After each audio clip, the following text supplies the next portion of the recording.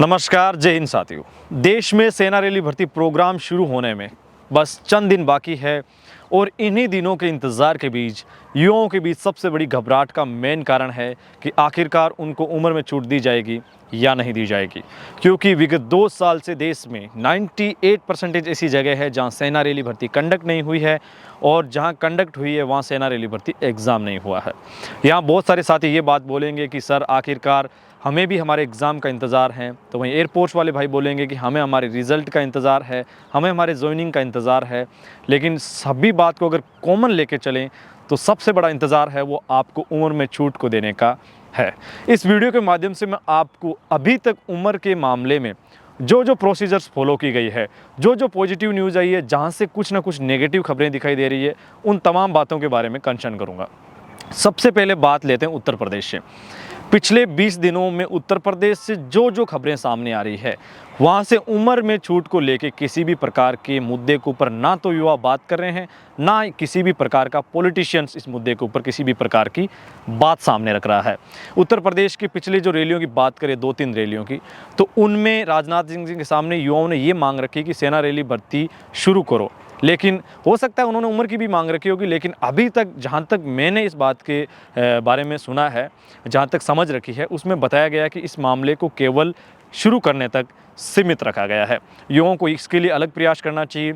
कल भारत के एक प्रतिष्ठित न्यूज़ चैनल के ऊपर वहाँ एक डिबेट होती है, डिबेट शो होता है उत्तर प्रदेश में, क्योंकि वहाँ इलेक्शन है तो देश की सारी सेंट्रल मीडिया है, देश में सारे तमाम पॉलिटिशियंस है, वो सारे के सारे उस जगह इकट्ठा है।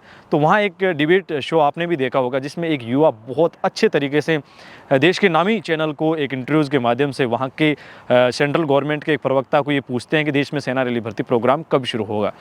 अब देखिए प्रवक्ताओं की पकड़ कितनी अच्छी है। उन्होंने इस मुद्दे को बेरोज़गारी दर से जोड़ा। उनको समझ होनी चाहिए सेंटर की मुद्दा है, आप उसको स्टेट से क्यों जोड़ के बता रहे हो कि स्टेट की बेरोज़गारी दर वो यहाँ थी, उस टाइम ये थी, अब ये है, उसको वहाँ से मत जोड़िए। ये सेंटर का मुद्दा है, आपको ये बताना चाहिए कि ये जो मामला है ये सेंटर के अंतर्गत आता है। हम हमारे सेंट्रल के पॉलिटिशियंस से जो हमारे नुमाइंदे हैं इनके साथ ये बात साझा करेंगे और कहीं ना कहीं इसके ऊपर आगे प्रयास करेंगे। देखिए पॉजिटिव खबर की बात करें, मैं बार बार बोलता हूँ 50 से अधिक सांसदों ने, सैन्य अधिकारियों ने, रिटायर्ड सैन्य अधिकारियों ने इसकी पैरवी की है। मैंने जिन से मुलाकात की, इसके अलावा जितने भी हमारे यूट्यूबर्स हैं जो भाई कोशिश कर रहे हैं ज़मीनी हकीकत के ऊपर, जहाँ वो जाके मिल रहे हैं, तमाम रिटायर्ड ऑफिसर्स की बात करें, चाहे कर्नल, ब्रिगेडियर्स, एनीवन किसी भी रैंक का अधिकारी, सभी एक ही बात की पैरवी रख रहे हैं कि मिलनी चाहिए छूट। लेकिन जब बात करते हैं कि संभावना कितनी है तो ये बात आ जाती है 50-50% के ऊपर। लेकिन जब बात करते हैं देश के उन जितने भी इन मामलों में समझ रखते हैं कि आखिरकार अपडेट कब आ जाएगी, कब इसके ऊपर फाइनल मुहर लग सकती है, तो वो यही बता रहे हैं कि देश में जब सेना का टेंटेटिव शेड्यूल प्रोग्राम जारी होगा तो अगर छूट मिलती है तो भी उसमें पता चलेगा और नहीं मिलती तो भी उसमें पता चलेगा।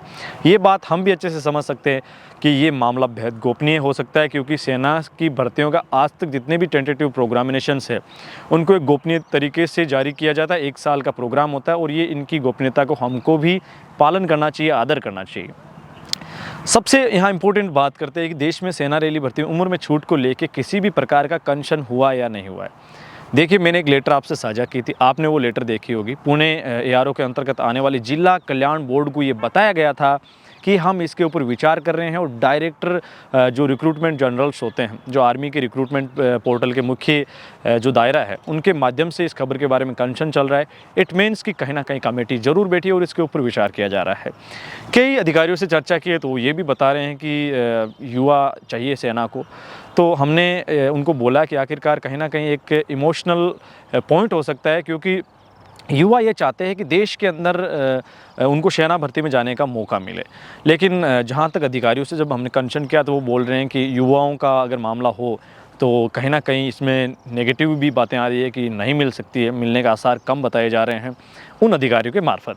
लेकिन अभी तक जैसा आपको पता है कि संसद में या देश में अगर किसी भी रिक्रूटमेंट की बात करूँ, सबसे ज़्यादा अगर उम्र में छूट दिलाने की, तो वो इंडियन आर्मी की रैली भर्ती में छूट दिलाने का सबसे ज़्यादा ये मुद्दा है। वो छाया था, विगत 2 साल से लगातार ये ट्रेंडिंग पे है और उम्मीद है कि आने वाले दिनों में इसके ऊपर हमें कुछ ना कुछ एक पॉजिटिव रिप्लाई मिलेगा, जिसका आपसे ज़्यादा मुझे बेसब्री से इंतज़ार है।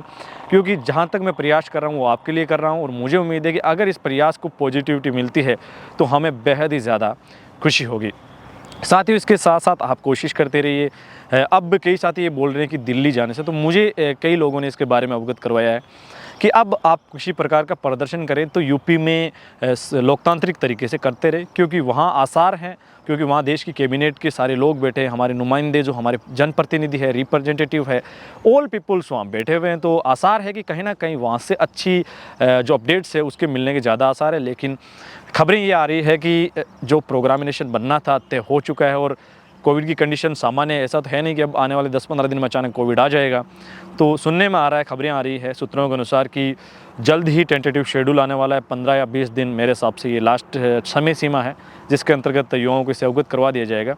और इससे रिलेटिव अगर किसी भी प्रकार की कोई भी अपडेट सामने आएगी तो मैं ज़रूर आपको विश्वास दिलाता हूँ कि मैं निरंतर कोशिश कर रहा हूँ, कोशिश मेरी जारी रहेगी और उससे आपको अवगत करवाने का प्रयास करूँगा। साथियों, आप देख रहे थे इंडिया आर्मी पॉइंट। इस वीडियो से रिलेटिव किसी भी प्रकार के आपके सुझाव हो, कमेंट हो, मुझे इंस्टाग्राम हैंडल, मेल माध्यम या कमेंट सेक्शन के माध्यम से जरूर अवगत करवाना। साथियों, आप देख रहे थे इंडिया आर्मी पॉइंट। अपने मेज़बान दिनेश को दीजिए इजाज़त। वीडियो के अंत तक बने रहने के लिए आपका दिल से शुक्रिया। जय हिंद, जय भारत।